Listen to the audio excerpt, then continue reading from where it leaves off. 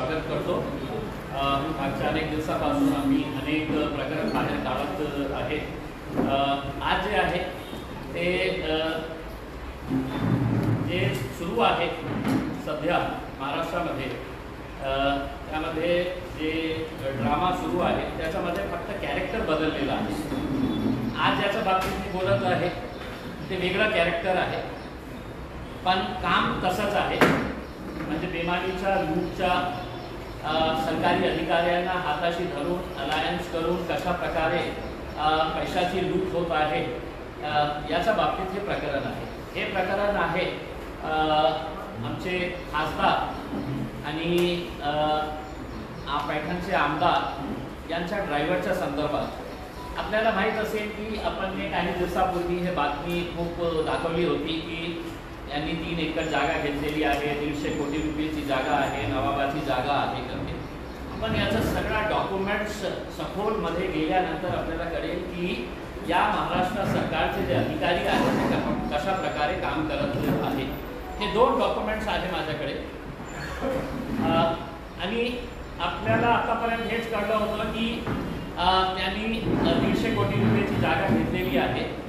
खऱ्या अर्थाने त्यांनी 8.5 एकर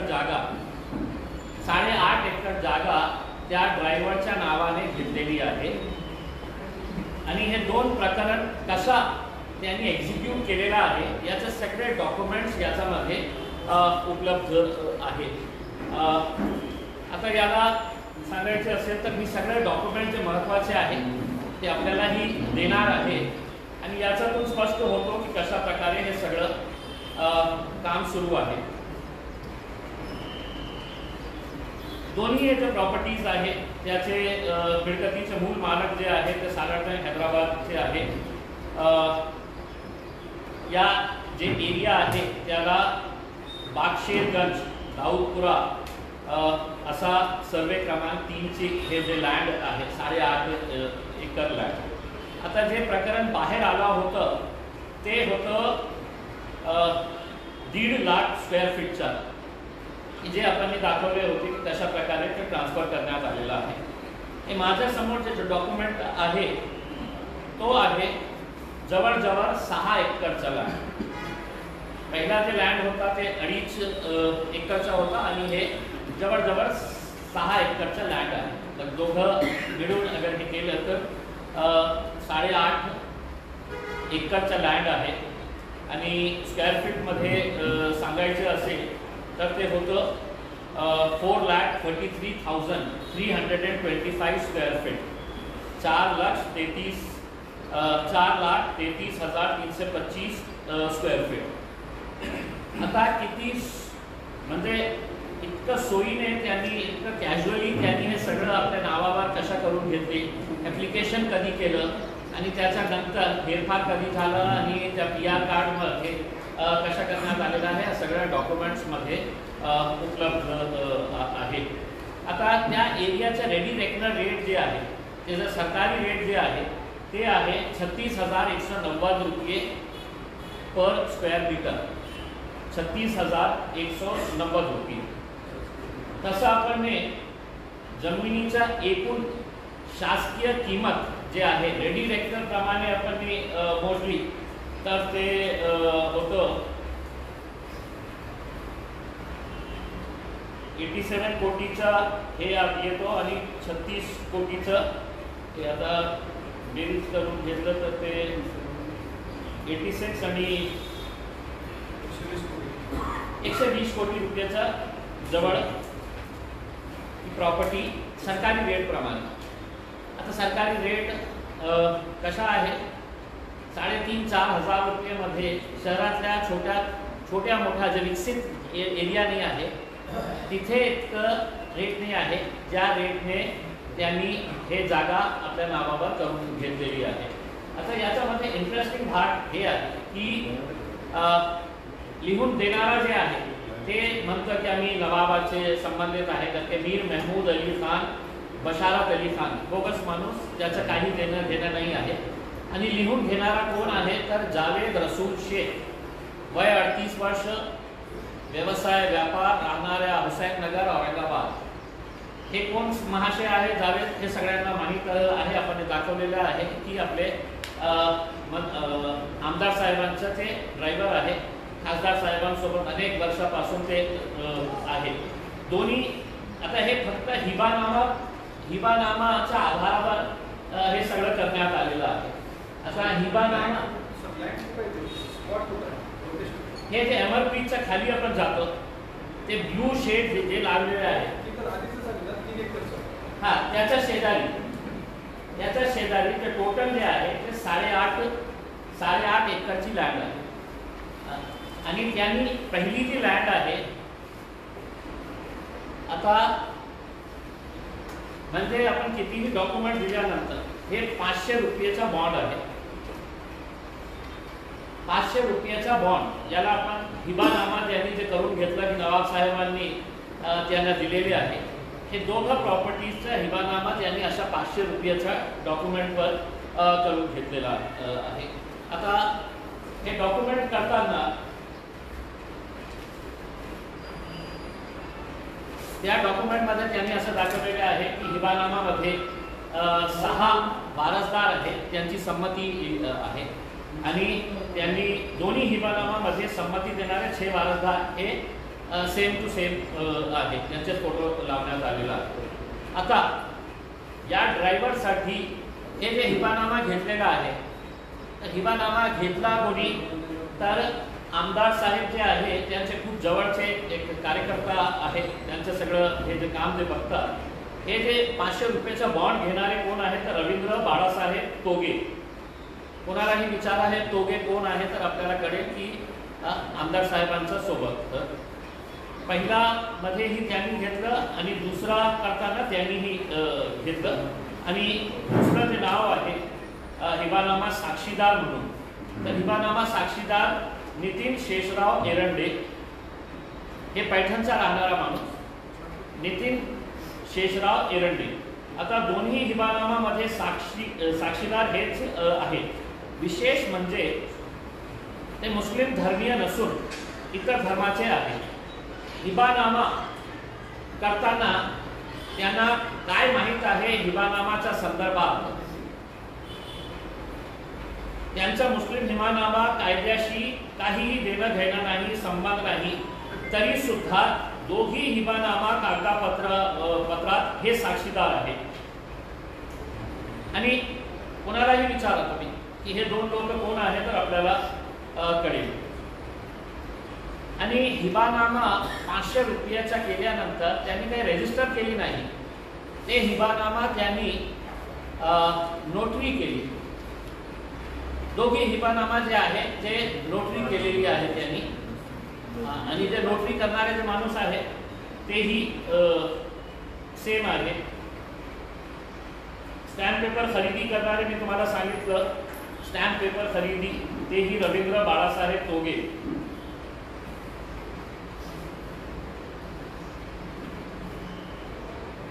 आता एक प्रॉपर्टी जे रजिस्टर करण्यात आली, पहिली प्रॉपर्टी जी आहे जी रजिस्टर करण्यात आलेली आहे ती 2023 ला करण्यात आली. 2.5 एकर बरोबर ना, 2.5 एकर 2023 मध्ये रजिस्टर करण्यात आलेली आहे. एक पण सांगतो,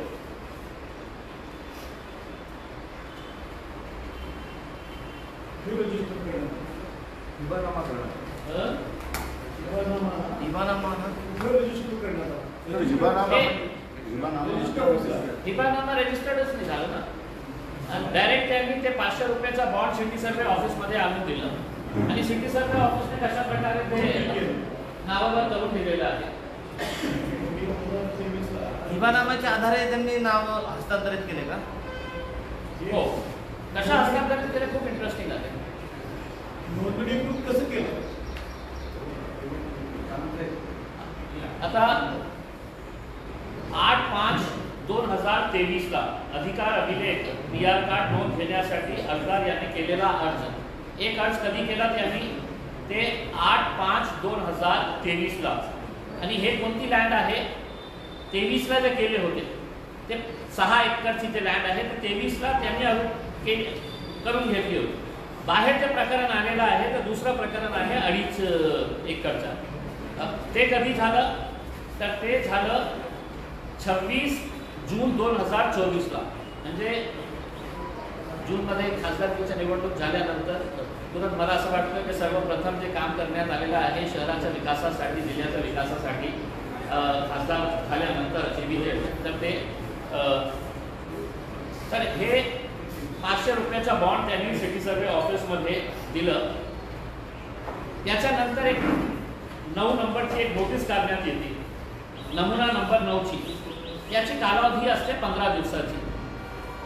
आता जेव्हा ते 15 दिवस संपले तर ते नोटीस किती वाजता काढण्यात आली आणि कुठून काढण्यात आली हे खूप महत्त्वाचा मुद्दा आहे. याची इन्क्वायरी करण्याची आवश्यकता आहे.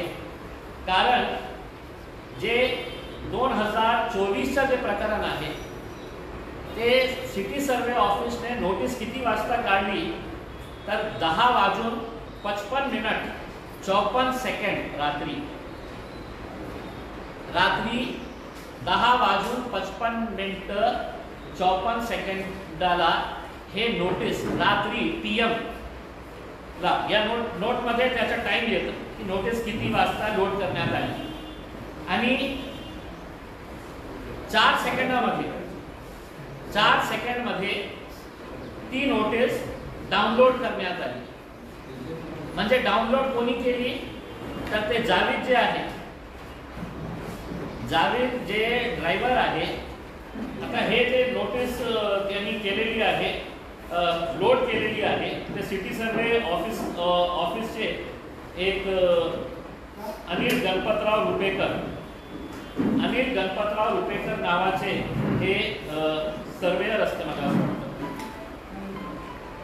अनिल गणपतराव रुपेकरचा मेंटेनन्स सर्वेयर हे रात्री जवळजवळ 11 वाजता त्यांनी हे नोटीस अपलोड केली आणि 4 सेकंदामध्ये ते नोटीस अपलोड होताच डाउनलोड जे आहे ते आपले. आता बहुतेक ते पैठणमध्ये बसले असतील किंवा मंत्री साहेबांच्या घरामध्ये बसले असतील, नाहीतर इतकं लवकर त्यांनी अपलोड केलं आणि साहेबांनी डाउनलोड केलं. बहुतेक हे होऊ शकतं की रात्री ते त्यांच्या घरी गेलं असेल, ते त्यांच्याकडे सगळं कीज आहे. हे जे रोपेकर ते त्यांचं नाव मी घेतलेलं आहे, त्यांच्या सोबत ते बसले असेल की मी अपलोड केलं, आता हे डाउनलोड ही आता आपण करतो. ते अपलोडचा टाईम आणि डाउनलोडचा टाईम हे दोघंही टाईमच्या डॉक्युमेंटमध्ये येतं. म्हणजे असं नाही आहे की काही आपण आपल्या मर्जीतला हे म्हणतो. हे 4 सेकंदामध्ये हे सगळं अपलोडचं टाईम पण येतं आणि डाउनलोडचा. अपलोड कोणत्या तारखेला? 28 जून 2024ला. 28 जून 2024ला. आणि डाउनलोड किती झाला तर 10:56 16 सेकंड. आणि दुसरा जे प्रकरण आहे तसंच आहे.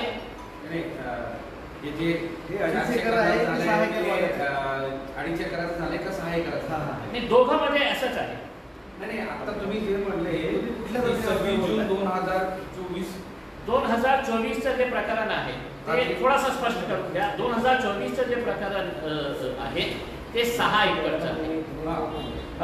आता मी जे सांगितलेले आहे 10:55 हे जे नोटीस अपलोड करण्यात आली होती ती आहे 2024च्या, मतलब 6 एकरची 6 एकरची जागेचा हे लँड आहे.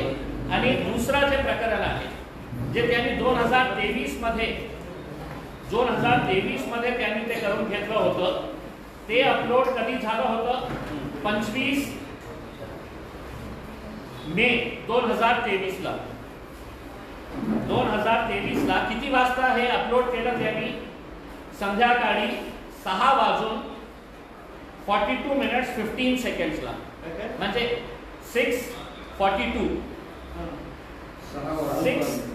6:42 आणि 15 सेकंडला हे अपलोड करण्यात आली. आणि ड्रायव्हर साहेबने जावेद रसूल शेख यांनी नमुना नंबर 9ची नोटीस डाउनलोड केली त्याच दिवशी 6:42:19 म्हणजे काही 1 मिनिटही 42 मिनिट्स ते 15 सेकंड होते आणि हे 19 सेकंडमध्ये त्यांनी हे डाउनलोड केले. म्हणजे ते एकत्र बसले की मी आता अपलोड करतो आणि हे डाउनलोड करतो. ओके, तर तसं हे प्रकार आहे. सर नमुना नंबर 9 एक्झॅक्ट काय असतो?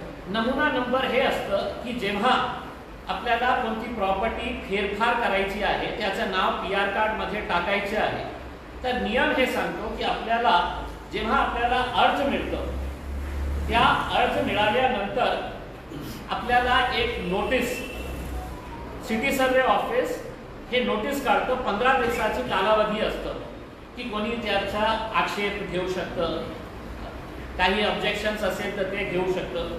तर त्यांनी जेव्हा हे ॲप्लिकेशन केलं, दुसऱ्याच दिवशी त्यांनी ते नोटीस काढले, फेरफार केलं. बंद झाल्यानंतर सर्व संबंधित एकाच ठिकाणी बसून अनिल गणपतराव रुपेकर अधिकाऱ्यांनी PR कार्डमध्ये जावेद रसूल शेख याच्या नावाची नोंद घेण्यासाठी नमुना नंबर 9ची नोटीस रात्रीच्या वेळी काढली. PR कार्डमध्ये नोंद घेण्यासाठी रात्रीच्या वेळी त्यांनी नोटीस काढली. रुपेकर यांनी पहिल्या प्रकरणात 25/5/2023 रोजी सायंकाळी, हे सगळं आपल्याला देतो, सायंकाळी 6:42 आणि 15 सेकंदावर नमुना नंबर 9ची नोटीस काढली. त्यानंतर लगेच फक्त 4 सेकंदाच्या फरकाने जावेद रसूल शेख यांनी ती डाउनलोड केली. तर दुसऱ्या प्रकरणात दिनांक 28 जून 2024 रोजी रात्री 10:55 आणि 44 सेकंदावर नमुना नंबर 9ची नोटीस काढली. त्यानंतर लगेच फक्त 32 सेकंदात फरकाने जावेद रसूल शेख यांनी ती डाउनलोड केली. हे कसं शक्य होतं ते त्यांनी उत्तर द्यावे.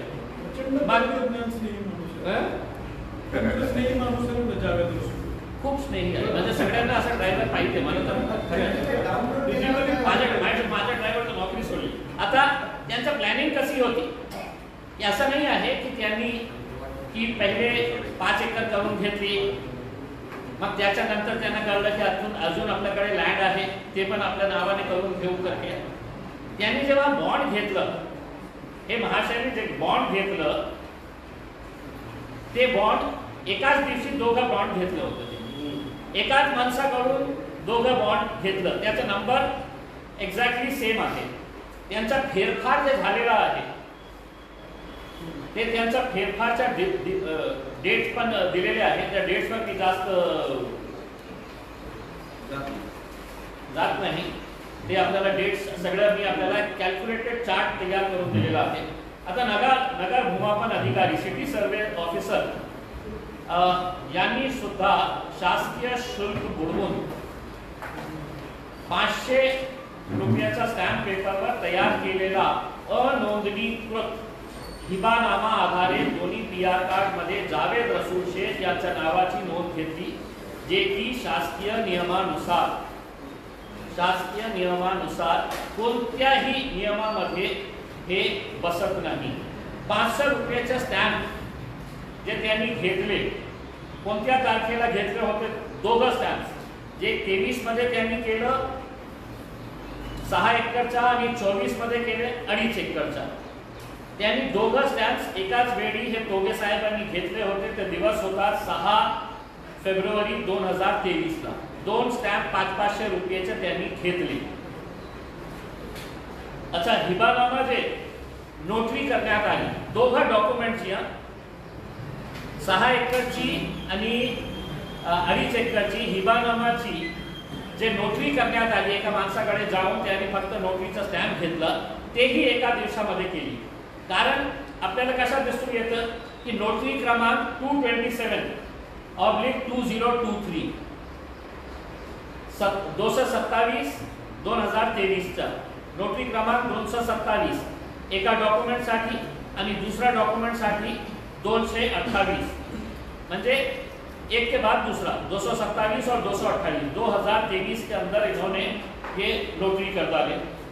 हिबानामा नोंदणीकृत कधी झाला त्यांचं नोटरी जे दिनांक आहे ते 9 फेब्रुवारी 2023ला, म्हणजे 500 रुपयाचा स्टॅम्प त्यांनी 6 तारखेला घेतलं. हिबानामा जे आहे त्यांनी ते जे नोंदणी केलेली आहे तर 9 तारखेला हिबानामा त्यांनी त्या डॉक्युमेंटवर 500 रुपयाच्या डॉक्युमेंटवर त्यांनी तयार केली. आता आपण व्हॅल्युएशन काढलं.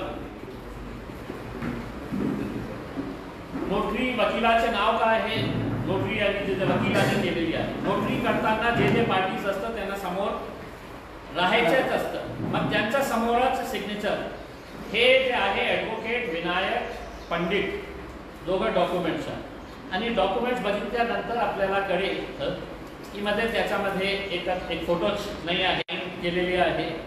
आता मी जसं सांगितलेलं आहे दोघं प्रॉपर्टीचा व्हॅल्युएशन काय येतं. सरकारी रेडी रेकनर रेट प्रमाणे तर येतं 123 कोटी रुपये 54,24,594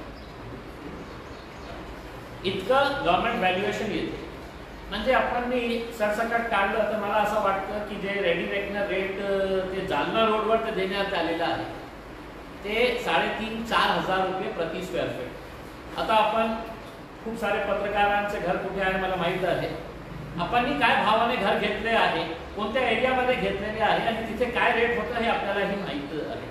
जालना रोड सारख्या ठिकाणी 3,500 ते 4 हजार रुपया स्क्वेअर फीट प्रमाणे जागा या लोकांना देण्यात आलेली आहे. आता हिबानामा जे आहे त्याच्यासाठी कंपल्सरी आहे. हे ब्लड रिलेशन मध्ये आहे का, नाही आहे. माझे जवळचे आहे कोणीतरी आहे, असे खूप सारे नाही का नवाबांचे जवळचे लोक नहीं का शहरामध्ये फिरत आहे खूप सारे कि नवाब हमारे ये थे, नवाब हमारे वो थे, वो नवाब से हमारा रिलेशन है करके. तो उसमें से ये मोहम्मद रसूल साहब जो है ना जावेद साहब, तो ये जावेद साहब का भी. तर हे 500च्या आधारावर रोपेकर साहेब आणि सिटी सर्वे ऑफिसर जे आहे कोण आहे महाशय सिटी सर्वे ऑफिसरचं नाव महत्वाचं आहे.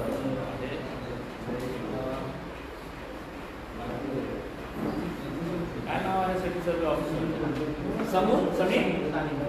समीर दानेकर. समीर दानेकर मी आपल्याला सांगतो. समीर दानेकर जे सिटी सर्वे ऑफिसर आहे ते इनिशियली हे सगळं करण्यासाठी नकार दिले होते, तयार नाही होते. त्यांचे वडील मला वाटतं सिल्लोडचे काही भारतीय जनता पार्टीचे नेते आहेत. दानेकर साहेब आता आपण शोधून काढा, मला हे माहिती मिळालेली आहे.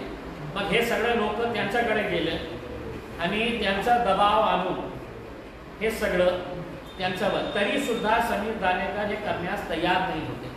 आता याच्या बाबतीत इन्व्हेस्टिगेशन झालं, सरकारने याचं इन्व्हेस्टिगेशन केलं. तर ज्या दिवशी हे PR कार्ड मध्ये नाव टाकण्यात आलेलं आहे त्या दिवशी एका मोठ्या नेत्याचा फोन या दानेकरला आलं होतं आणि दानेकरला असं सांगण्यात आलं होतं की आज रात्रीपर्यंत मला PR कार्ड पाहिजे या जागेचा. कुणाच्या नावावर? ड्रायव्हर साहेबांच्या नावावर. कोणी केलं हे? ना आमदारांनी केलं ना खासदारांनी. त्यांचं प्रेशर तर होतं, पण एक मोठं नेत्यांनी हे फोन केलं. मी जे माहिती घेतली, आता मी दानेकरचा फोन चेक करू शकत नाही की ज्या दिवशी त्यांनी हे PR कार्ड रात्री तयार केलं त्या दिवशी दुपारी त्यांना कुणाचा फोन आला होता ते इन्व्हेस्टिगेशन मध्ये आपोआप आपल्याला कळेल. आणि हे आमदार साहेब आणि खासदार साहेबांनी त्या ज्या मंत्रीकडून फोन लावायला भाग पाडले त्यांना 1 एकर जागा मिळणार होती मराठवाड्यातले. याच्या मुंबईचे. आता काय आहे की मला नाव माहित आहे पण माझ्याकडे पुरावे नाही आहे. 13 केसेस झालेले आहे, 14 मला नको पाहिजे. इथले आहेत का मुंबईचे नेते? मला काय सांगायचे आहे की सरकारने, मी नाव घेतो ना, दानेकरचा फोन रेकॉर्ड चेक केलं.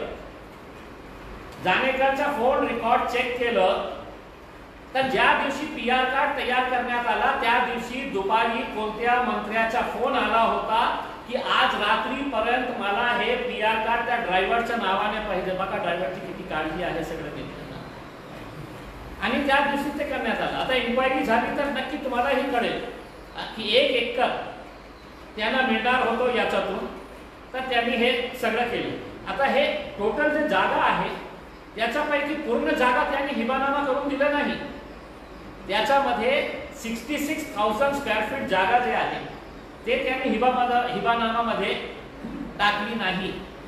म्हणजे लँड सगळं जावेद साहेबांच्या नावावर करून घेतले, पण हिबानामा करताना त्यांनी 66,000 स्क्वेअर फीट जे जागा आहे ते जागा 1 एकर या मंत्री साहेबांना जाणार होती आणि अर्धा एकर ज्या काही गुंड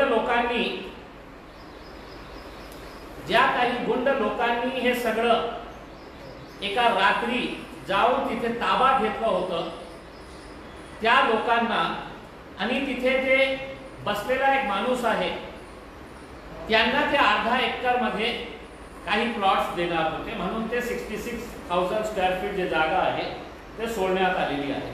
आता हिबानामा ब्लड रिलेशन नाही आहे, तर कोणताही तुमचा चपरासी जे आहे सिटी सर्वे ऑफिसच्या रजिस्ट्री ऑफिसच्या तेही सांगू शकेल की नाही फक्त एक 500 रुपयाच्या बॉन्ड पेपरवर आपण हे PR कार्डवर टाकू शकत नाही, ते रजिस्टर व्हायला पाहिजे।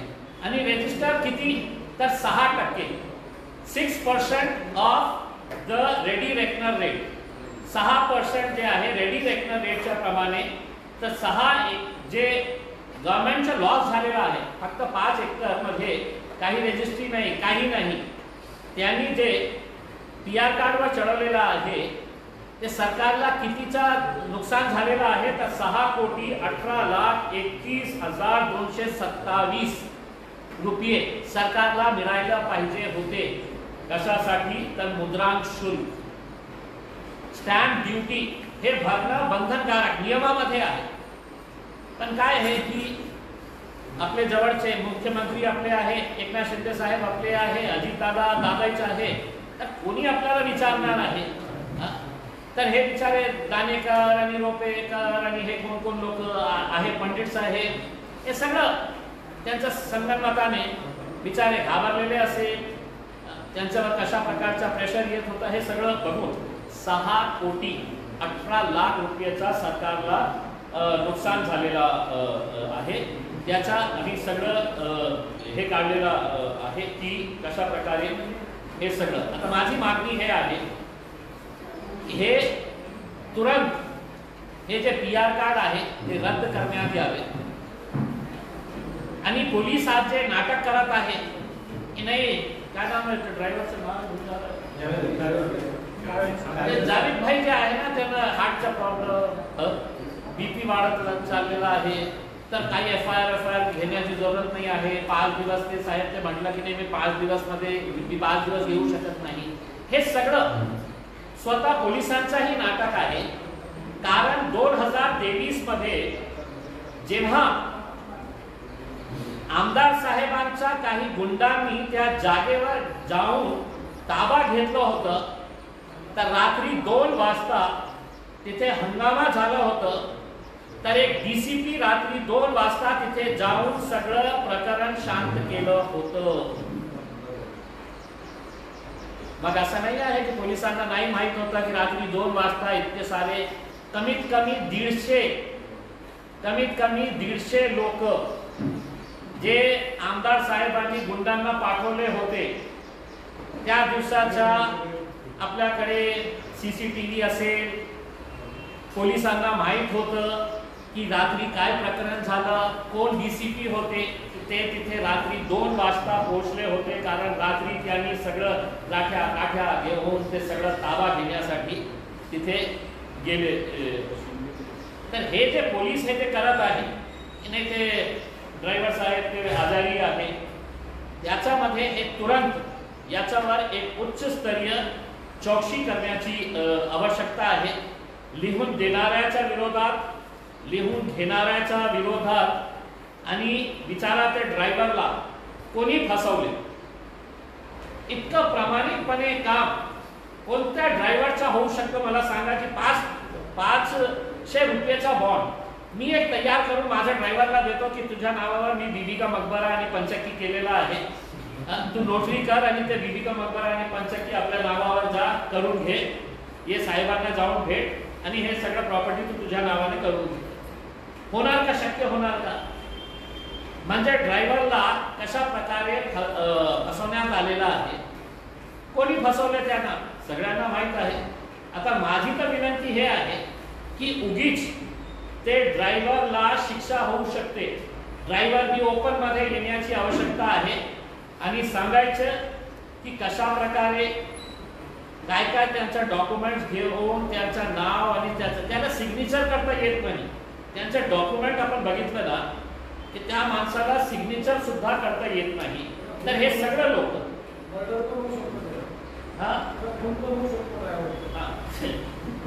तर हे सगळं जे आहे ना फौजदारी गुन्हा दाखल का पोलीस करत नाही, हे एक साधासा मी प्रश्न इकडच्या पोलीस विभागाला मी प्रश्न विचारत आहे. मला माहित आहे हे सगळे नेते आपले मायबाप झालेले आहे आणि आपण आता पोलिसिंग करत नाही आहे. हे सगळं जे 2 नंबरचे धंदे करत आहे त्यांना वाचवण्यासाठी काय काय आपण त्यांना कशी मदत करत आहे हे याच्यातून स्पष्ट दिसत आहे. स्टॅम्प पेपर विक्रेता, हिबानामा तयार करणारे व नोटरी करणारे वकिलावर सुद्धा गुन्हा दाखल करण्यात यावा. बेकायदेशीररित्या तयार केलेल्या अनोंदणीकृत हिबा आधारे PR कार्ड मध्ये घेतलेली नोंद तत्काळ रद्द करण्यात यावी. आणि जे घोटाळा इतका मोठा आहे की फक्त या जमिनी पुरता हे नाही आहे. जे हैदराबादचे नवाबाचे खूप, आता एक प्रश्न हे आहे की यांना नवाब चालत नाही, नवाबाची जमीन खूप पाहिजे. नवाब आलं की हैदराबाद निजाम नवाब त्यांच्या विरोधात, पण त्यांची जमीन, त्यांची जागीर, त्यांची प्रॉपर्टी हे आपल्या खिशामध्ये ठेवणं त्यांना खूप चांगलं वाटतं. असे खूप सारे जमिनीचे प्रकरण आहे ज्यामध्ये शहराचे खूप सारे लोक त्याच्यामध्ये इन्व्हॉल्व झालेले आहे, बोगस डॉक्युमेंट तयार करून. आता याच्यावर तुरंत कारवाई नाही झाली तर बहुतेक दुसरे लोक जे आहेत हे पूर्ण प्रॉपर्टीचं व्हॅल्युएशन आपण काढलं आज मार्केट भाव प्रमाणे तर कमीत कमी 500 कोटी रुपये, कृपा करून ती 150 कोटी रुपये आपण जे बोलत होतो की मंत्री साहेबांनी, हे खासदार साहेबांच्या ड्रायव्हरनी 150 कोटी नाही, 150 कोटी नाही, 8.5 कोटी रुपये, 8.5 एकर जमीन जे आहे ते त्याची मार्केट व्हॅल्यू 500 कोटी रुपया जास्त आहे, कमी नाही, 500 कोटी रुपयाचा जास्त आहे. तर याच्यावर सखोल चौकशी करण्यासाठी माझी विनंती सरकारला हे राहील की चुकी इकडची पोलीस त्यांच्याशी हात मिळवणी त्यांची झालेली आहे, कारण त्यांना सगळ्यांना माहीत सुद्धा. तर महाराष्ट्र सरकारला मी विनंती करेन की याची उच्चस्तरीय चौकशी एकदा तुम्ही CID करून घ्या किंवा हे सगळं प्रकरण एन्फोर्समेंट डायरेक्टोरेटला करा, कारण 100-200 कोटीच्या प्रकरणामध्ये पण एन्फोर्समेंट डायरेक्टोरेट इन्व्हॉल्व होत आहे.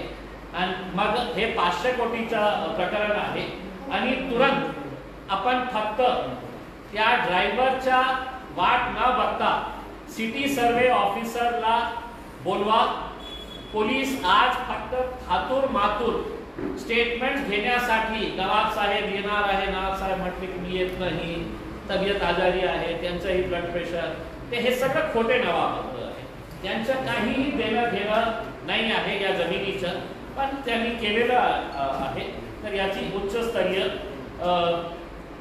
म्हणजे तुमचं म्हणणं असं आहे का पोलीस आणि गुंडांनी मिळून ही जमीन त्या चालकाला मिळवून दिलेली आहे? बघा मी काय आहे की मी स्पष्टपणे सांगितलेलं आहे की ज्या दिवशी हे PR कार्ड तयार करण्यात आलेलं आहे त्याच्या काही दिवसानंतर आमदार साहेबांनी कमीत कमी 100-150 युवकांना रात्री पाठवले होते तर ताबा घेण्यासाठी.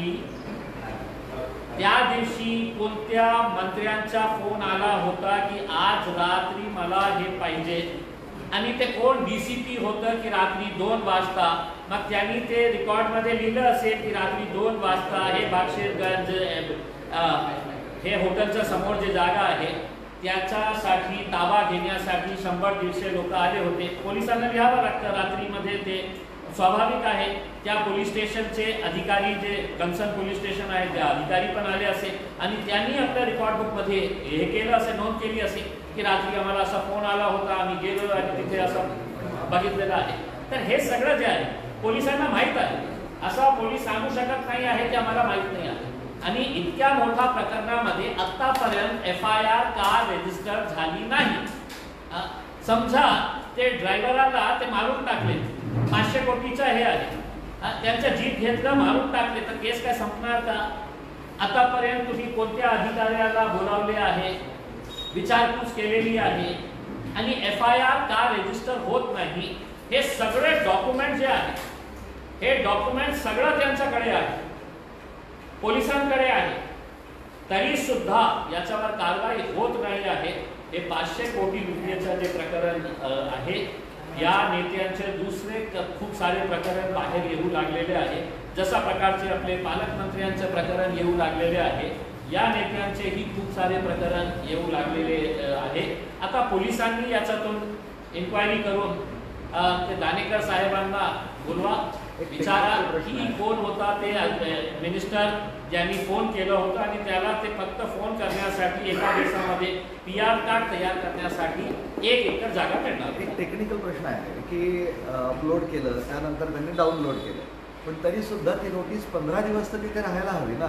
मग ते तिथून गायब केली का? नाही, होती ना. मग या अपलोड आणि डाउनलोडचा संबंध काय असा आहे? म्हणजे 4 सेकंदात केलं, चला मांडलं, संबंध कसा? पण म्हणजे याच्यात गैरप्रकार झाला, चूक काय आहे? 10 नंतर झालं असं म्हणतात. नाही, तुम्ही सांगा ना मला, तुम्ही काय म्हणजे रात्री 11 वाजता कम्प्युटरच्या समोरच बसले होते का की असं की आता अपलोड होणार आहे आणि मी डाउनलोड करणार आहे 4 सेकंदामध्ये? रात्री 11 वाजता समजा दिवसभर तुमच्या माणसाला बसून ठेवलं की आपली नोटीस येणार आहे, ते सिटी सर्वे ऑफिस आपली नोटीस अपलोड करणार आहे, तर 5 वाजता ऑफिस संपतं, 6 वाजता समजा काम केलं असेल, तर दुसरी ही नोटीस जी आहे ते संध्याकाळी 7 वाजता आणि हे जे पहिली नोटीस आहे ते संध्याकाळी रात्री 11 वाजता. मग असं कसं झालं की त्यांनी नोटीस अपलोड केली रात्री 11 वाजता आणि ड्रायव्हर साहेबांनी डाउनलोड केली 4 सेकंदामध्ये किंवा 15 सेकंदामध्ये? दुसरं असं की या 15 दिवसांचे ऑब्जेक्शन त्याच्यावर आल्या होत्या, ते त्याच्या बाबतीत काही नाही. मला तर शंका हे आहे की ती नोटीस वेबसाईटवर होती का नाही. एक्झॅक्टली, म्हणून मी विचारतो ती नोटीस वेबसाईटवर होती का नाही होती हेही सांगणं खूप कठीण आहे की त्यांनी ते 15 दिवसासाठी ते टाकली होती का नाही टाकली.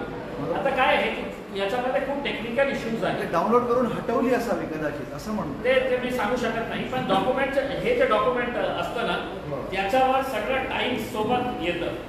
ही परिशिष्ट दिनांक 13/6/2023 रोजी अनिल गणपतराव रुपेकर परीक्षण भूमापन औरंगाबाद यांनी या टाइमला या डेटला हे केलेली आहे. ते गव्हर्नमेंट डॉक्युमेंटच असतं. याच्यातून महाराष्ट्र शासन हे सगळं. तर 500 कोटी रुपयाचा हिशोब देणारे आता माझी अपेक्षा हे आहे, जसा पालकमंत्री साहेब काही बोलत नाही आहे, तर माझी अपेक्षा हे आहे की या नेत्यांनी त्याच्या बाबतीत खुलासा करावा आणि ते बिचारे ड्रायव्हरला बली का बकरा ना बनाते हुए वो ड्राइवर्स को पुलिस ने कॉन्फिडेंस में लेके उससे पूरा पूछना कि किस किसने क्या क्या धंधे किए थे करके. अडीच एकर जमिनीची तारीख 8 मे 2023 ला. 2.5 एकर जमिनीचा जो व्यवहार आहे ती 8 मे 2023. हे सगळं चार्ट जे आहे ना मी तुम्हाला एक वेळा 2.5 एकरची तारीख किती आहे? 8 मे 2023.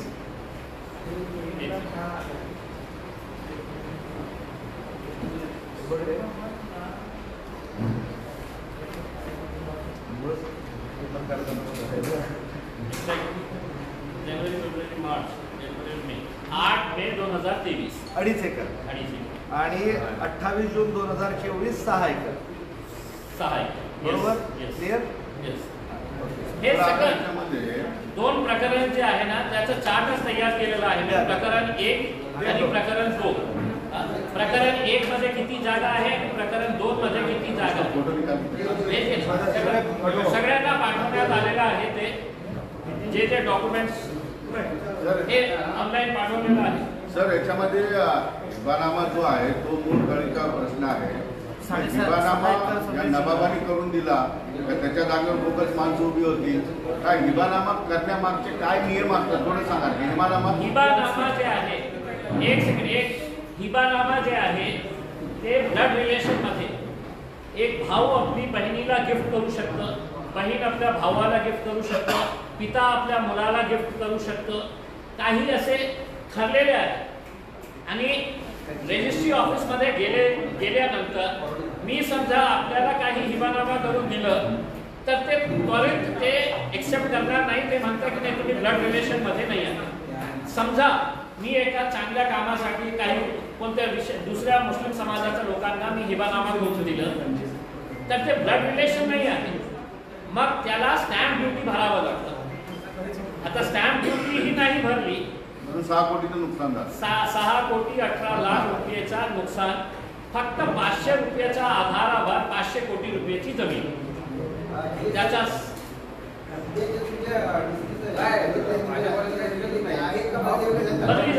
बदली झाली त्यांची. आता काय आहे की हे इन्क्वायरीमध्ये ज्या कन्सर्न पोलीस स्टेशन आहे त्या पोलीस स्टेशनच्या रेकॉर्डमध्ये सगळं मिळणार आपल्याला की कोणत्या तारखेला DCP साहेब रात्री 2 वाजता गेले होते, पोलीसचा किती स्टाफ होतं, त्यांनी काय बघितलं, हे कंपल्सरी असतं रात्रीच्या ड्युटीमध्ये असणारे पोलीस. बरं, एक बाईट करायची आहे मला, 2 मिनिटाचा बाईट की एक नेमकं थोडं सांगा की नेमकं